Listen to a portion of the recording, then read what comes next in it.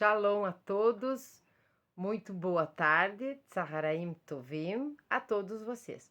Hoje nós estamos aqui com a Ética do Sinai, lembra? A Ética do Sinai, porque Avot, um tratado do Talmud. Esse livro é um livro que diz respeito às Mishnayot e comentários sobre elas, sem discussões, sem nada. Então, do senhor Irving Bumim, antes que eu me esqueça. Nós estamos no capítulo 1, Mishnah 17, que eu me atrapalhei toda no outro vídeo, se era 15, se era 16. Agora nós estamos na Mishnah 17. Então nós já estamos falando, por exemplo, Shimon, seu filho, diz, sempre referente àquele sábio anterior, não é? Então nós vamos ler em hebraico primeiro e depois nós vamos dizer a tradução. Prestem atenção, uma Mishnah curta, mas como todas as Mishnayot, extremamente importante. Sim, aquele é o Relâmpago McQueen. Se vocês não conhecem, é um filme bem bom de assistir. E sim, eu gosto de animação. Shimon ben Omer. Kol yamai gadalti ben ahahamim. Velo matzati leguf. Tov meshtika. Velo hamidrash hu haikar. Ela hamase. Verol amarbe devarim meviret. Agora, então, vamos ler a tradução aqui, porque esse é um livro que não traz transliterado, então nós temos que dar uma puxada no hebraico devagarzinho. Shimon, seu filho, diz: Fui criado entre sábios e não encontrei nada melhor para o corpo do homem, do que o silêncio. E a teoria não é o principal, mas sim a prática, e quem fala demais traz o pecado. E olha só que importante, para quem está acompanhando, que nós estamos lendo uma lição a cada dia do Hafetz Haim. E vemos que a importância da língua. Agora nós vamos entender aqui o que Shimon diz com relação a esse silêncio. Não é simplesmente silenciar, não falo mais, nós vamos entender agora nesta Mishnah. Vamos tomar uma água, vocês aproveitam e dizem amém, se concordam que eu deva tomar esta água. Então, Baruch atah Adonai Eloheinu melech haolam, she'akol nirya bidvaro. É que tudo veio a existir pelo seu verbo, pela sua palavra. Então, vamos lá. Em geral, a tradição considera o silêncio louvável. Kohelet, eu vou dizer aqui, ó, Kohelet é Eclesiastes, mas nós vamos nos acostumar a falar a palavra em hebraico para, com o decorrer do tempo, quando eu disser Kohelet, eu não precisar dizer que é Eclesiastes. Aos pouquinhos nós vamos colocando mais palavras que nós podemos falar, que nós sabemos falar em hebraico, para a gente já se particularizar, se familiarizar com a língua, tá? Então, em geral, a tradição considera o silêncio louvável.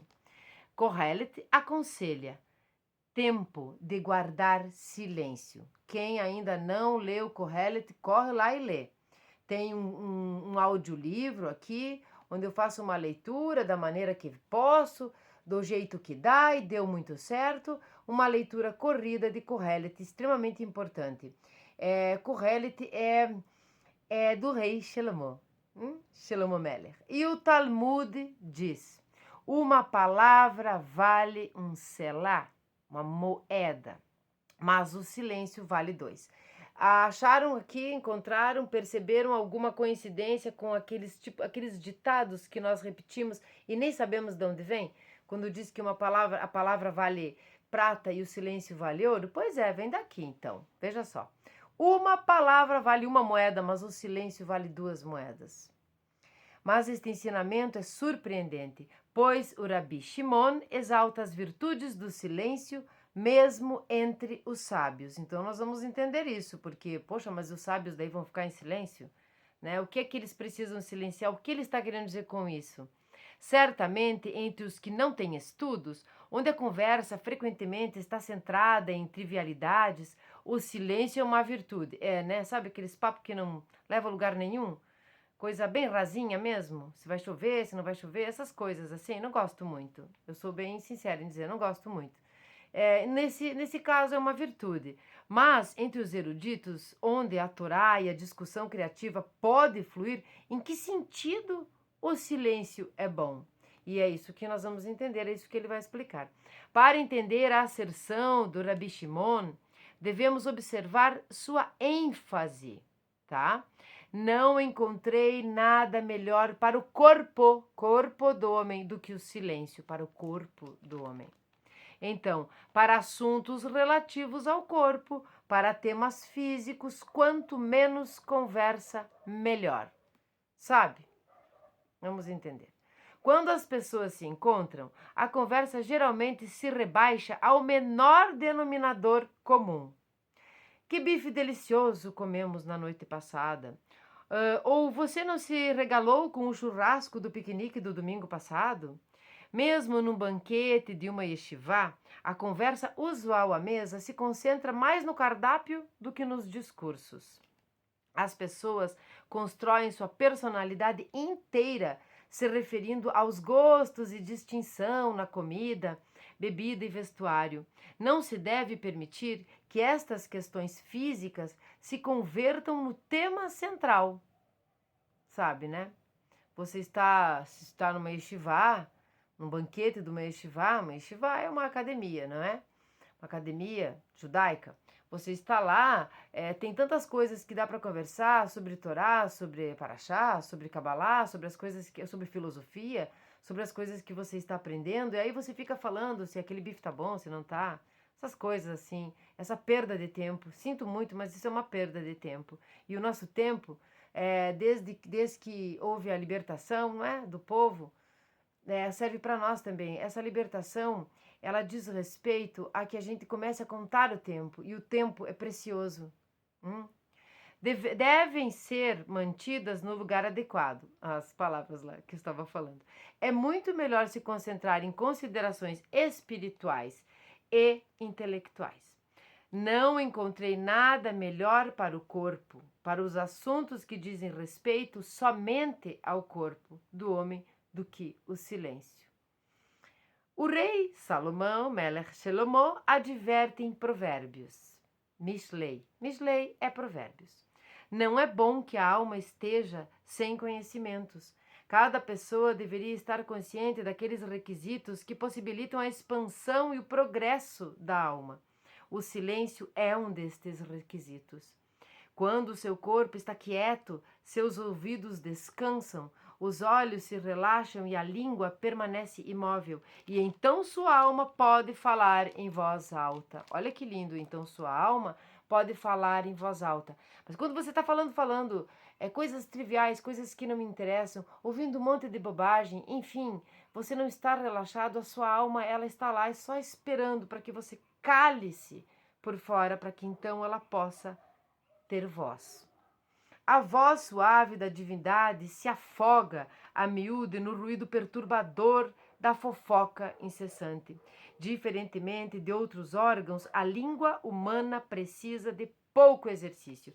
E olha só, parem e pensem quem é o órgão que mais se movimenta, que não precisa de exercício, mas que não para nunca. A língua. E como nós estamos lá estudando e treinando, tá? Na playlist lá de Hafetz Haim, nós estamos treinando não fazer Lashon Hara.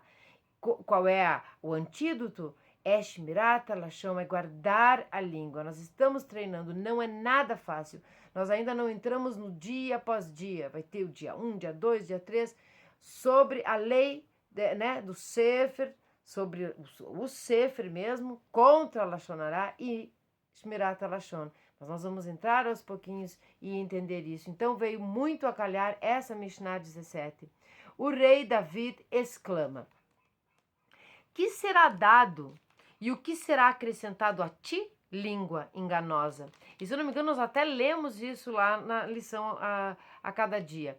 Uma lição a cada dia do Hafetz Haim.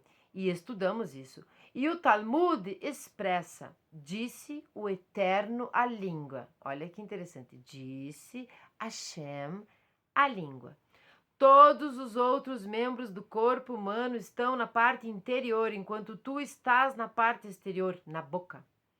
Mais ainda, te encerrei entre duas paredes, uma de matéria dura, como o osso, que são os dentes, né? E uma de carne, que são os lábios. Conhecendo o poder letal da língua, o Todo-Poderoso a encerrou entre duas portas. Primeiro se encontram os dentes, que podem se fechar hermeticamente. Se a língua tentar se espremer pelos espaços entre os dentes, temos a próxima linha de defesa, os suaves, mas herméticos lábios. Ainda assim, a língua, com frequência, consegue atravessar essas barreiras para semear sua influência destrutiva.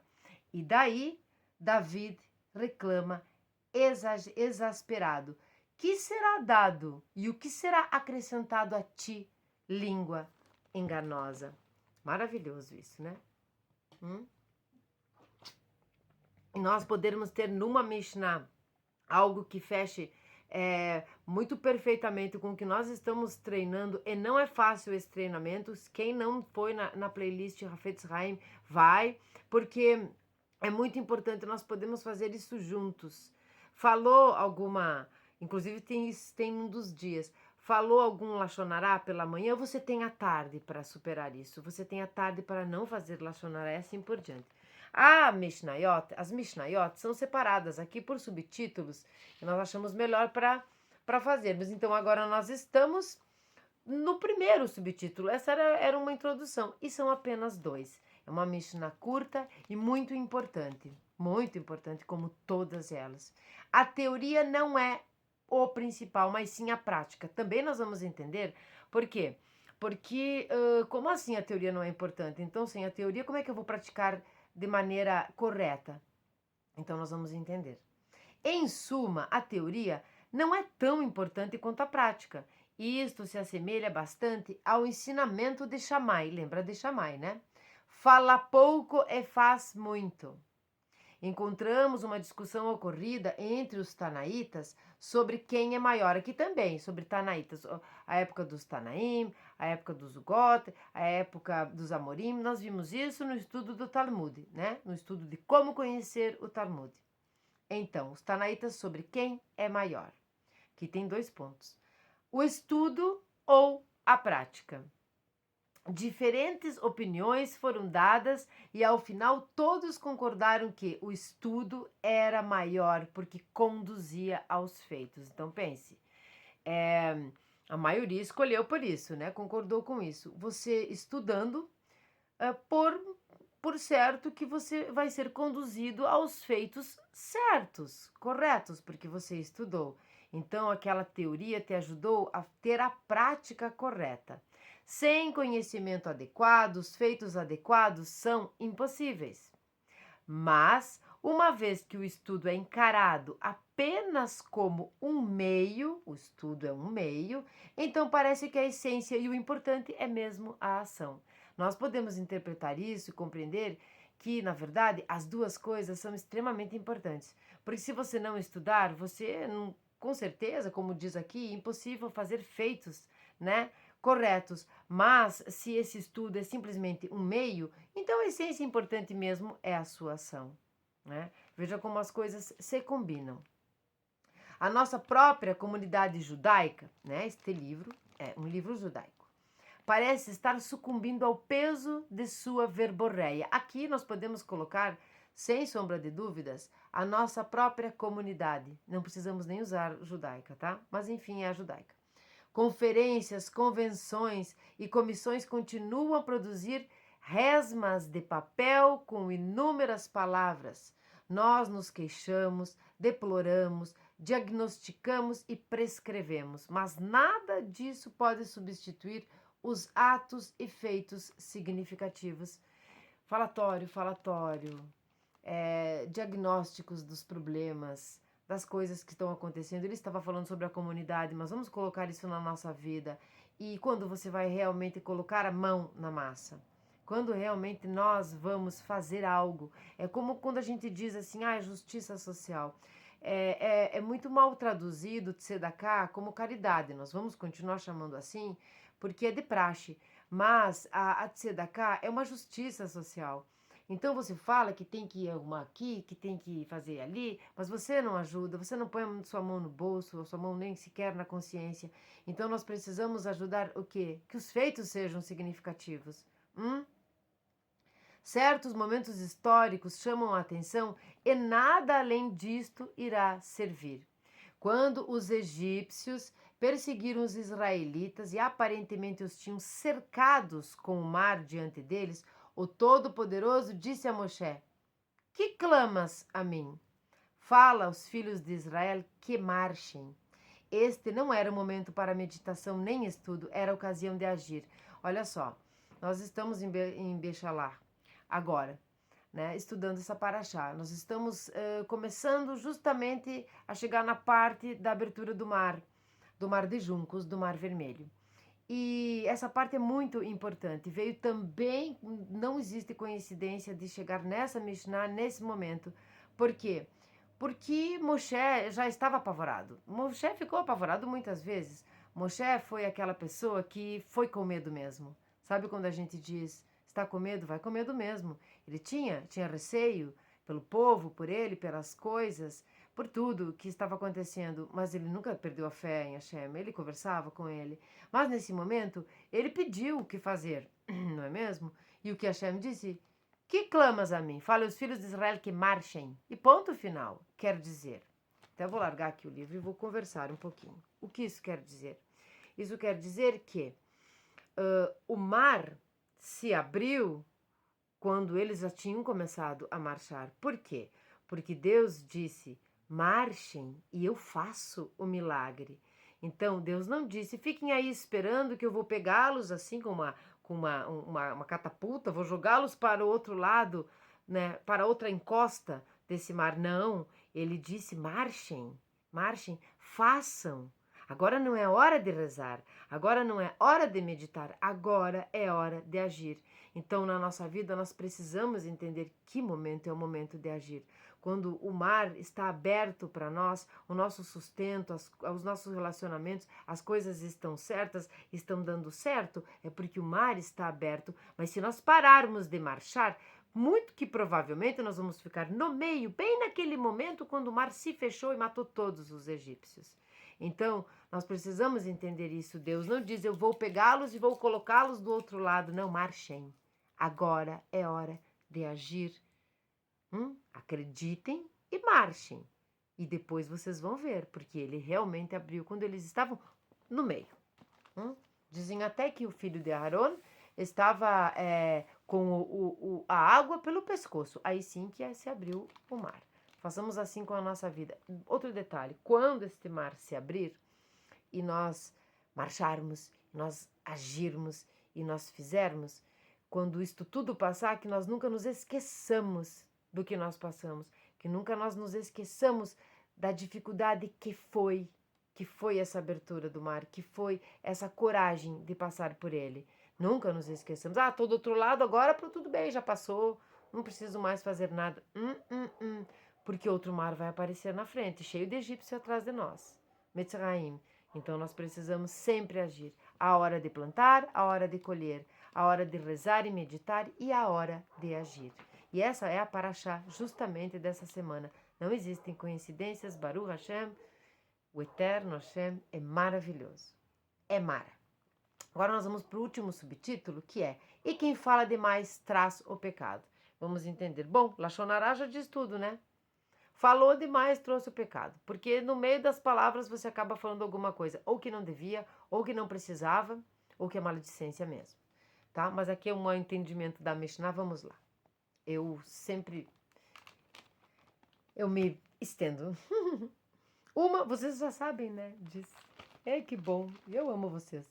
Uma ilustração clássica disto pode ser encontrada no relato bíblico da indução sutil que a serpente fez com Havá. Essa é ótima. Para que comesse do fruto proibido da árvore do conhecimento, quando perguntou a ela sobre a proibição. Havá disse que o Todo-Poderoso havia ordenado: não tocareis nele, né?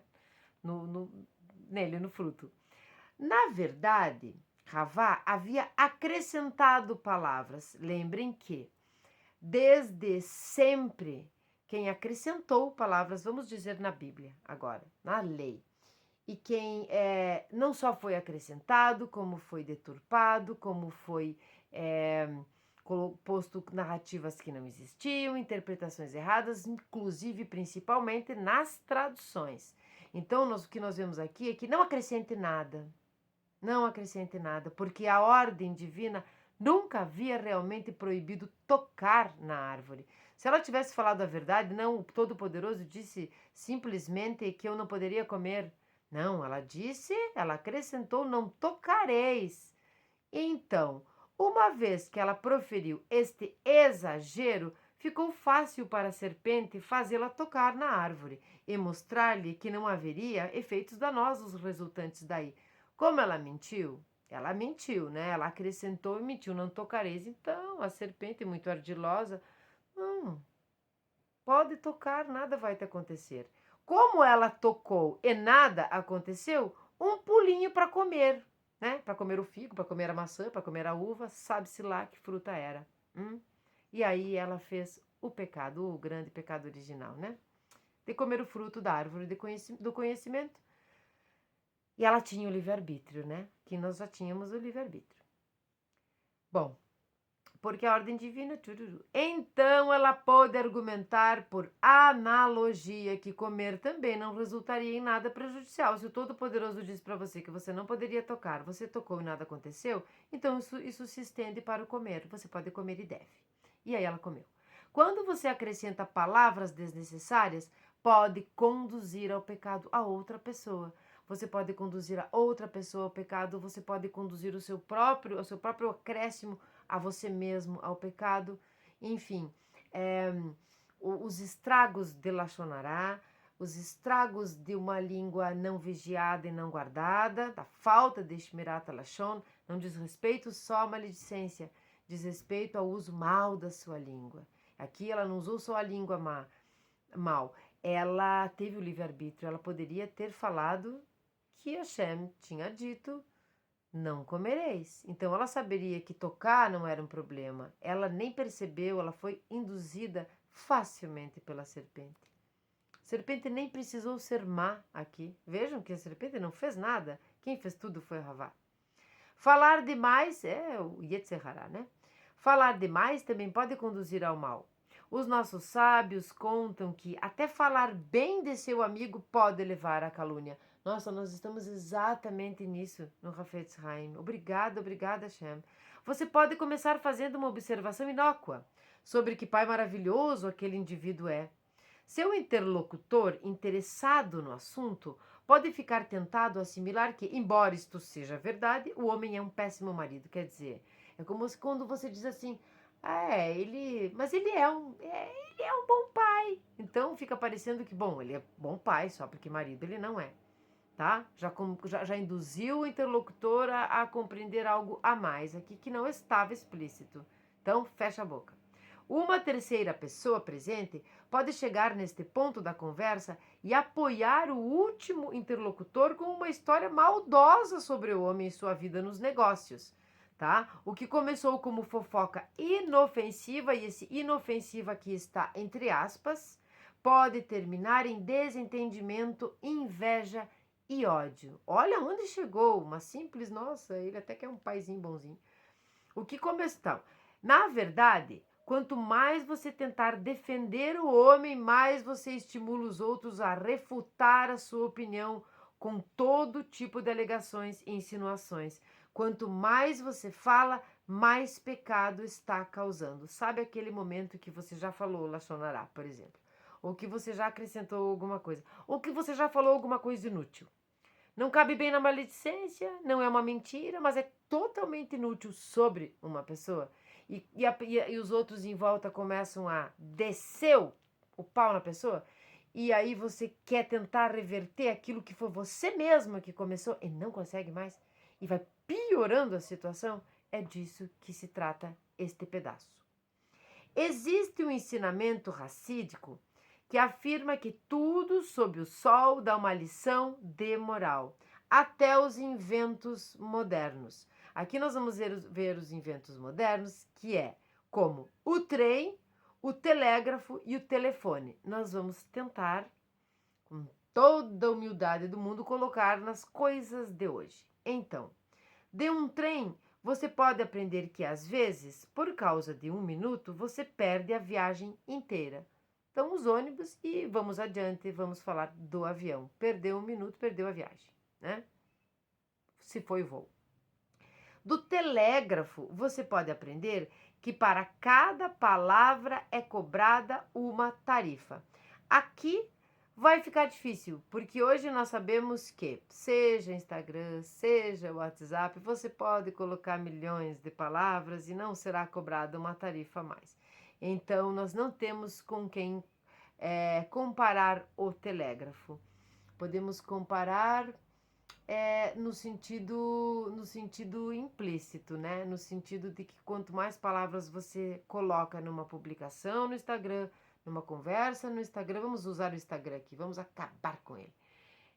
Você se enrola mais.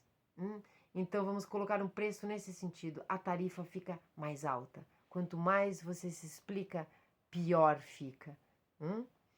Do telefone, você pode aprender que aquilo que você diz é ouvido do outro lado, nos domínios celestiais. Aqui nós podemos ir muito além. O telefone, você aprende sim que, por exemplo, no telefone celular, as coisas quando nós gravamos um WhatsApp, gravamos e às vezes é um lachonará de alguém, aquela pessoa ficou gravado aquilo, a mensagem já foi, não tem como você apagar, a não ser que a pessoa não tenha visto ainda. Isso serve para o Instagram, isso serve para o celular de uma maneira geral.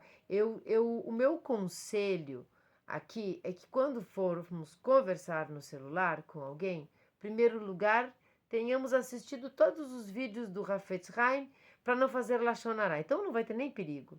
Mas se nós não temos certeza disso, mesmo que nós tenhamos falando bem de alguém, não me importa, telefone para as pessoas, converse.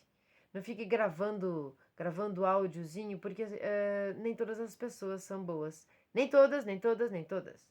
Não adianta eu dizer, olha, todas as pessoas são boas. Todas as pessoas têm o potencial positivo de serem boas. Mas todas as pessoas, todos nós temos o livre-arbítrio. Então nós podemos escolher ser bons ou não. Na vida virtual isso é bem complicado, bem difícil. Então fiquem alertas. Essa foi a Mishnah 17 do capítulo 1 da Ética do Sinai, do Pirkei Avot. Foi uma Mishnah curta, não nada cansativa. Depois nós vamos para 18. O próximo vídeo será Hafetz Haim, para nós não perdermos o nosso treinamento de guardarmos a língua, e veio muito a calhar. Quem está acompanhando, quem estuda a Bíblia, né, daquela maneira, das parashiot, toda semana uma paraxá, está exatamente neste momento do Mar Vermelho. Então vamos compreender isso. Deus não abriu e disse, olha, vai ficar aberto até vocês passarem, nem que vocês demorem um monte. Não, ele disse marchem. E ele não abriu antes que começassem a marchar. Primeiro a gente começa agindo, a gente age porque a gente acredita antes de acontecer. E aí o milagre vem. Entende? E assim que ele vier, assim que você marchar, nunca mais pare de marchar, nunca mais se acomode, porque sim, o Mar Vermelho pode se fechar novamente e não é isso que nós queremos. Então, essa parte da frase que diz, né, quando ele clamou, este não era momento para meditação nem estudo, era ocasião para agir. Serve para aqueles momentos que nós estamos pensando assim, mas eu rezo tanto, mas eu sou tão bondoso, tão bondosa, mas eu faço tudo certinho. Faz aqui, sim, reza, pede para Deus. Acho que Deus não está me escutando, acho que Deus não existe. Às vezes até a loucura do Deus não existe. Faz umas loucuragens desse tipo. E a gente fica nesse pensamento ignorante. Por quê? Porque nós estamos parados, sentados na cadeira. Então levanta, tira o bumbum da cadeira e age. Marcha, caminha para frente, sem olhar para trás. Porque não vamos esquecer que quando você olha para trás e vê um monte de egípcio atrás de você correndo, né? Correndo com espadas e tudo, e você tem uma comunidade ali, 600 mil pessoas, uma comunidade de senhores, de crianças, de mulheres, de todo tipo de idade, você sabe que precisa olhar para frente e correr, não olhar para trás. E essa é a nossa família universal. Não deve olhar para trás Nunca, never. Hoje é dia 15, Teshvat, e nós vamos ler o 15 realmente. Por que que nós vamos ler o 15? Bishvat, né? Dia 15 de Shvat de 5.784, dia das árvores. Na verdade, foi ontem, eu estou fazendo este vídeo, não sei quando que ele vai ir para o ar. Nós vamos ler o 15 novamente, como foi, e é em comemoração, em, em honra às árvores. Claro que é toda a criação de Hashem, toda a natureza, tudo se regozija, mas agora é as árvores que, assim como nós, dão frutos, têm os seus galhos, têm a sua família e que precisam sempre, sempre, nunca esqueçam disso, estar nutridas, senão a árvore morre. E a nossa nutrição é a Torá, Hashem. Vamos lá para o Salmo 15. Então, curtam, comentem, compartilhem, vão lá no Hafetz Haim para treinar a língua e não fazer Lashon Hará. Vão lá estudar as parashiot, estamos num momento muito bom, depois começa a chegar Nissan, aí nós vamos ver Pesach, é tudo muito maravilhoso, serve demais para a nossa vida. Então, curtam, comentem, compartilhem, ativem o sininho, não percam tempo, estudem, tenham uma vida maravilhosa, um final de tarde, uma noite maravilhosa, Erev Tov a todos. Então, um salmo de David. Ó Eterno, quem habitará em teu tabernáculo? E quem ascenderá a teu sagrado monte?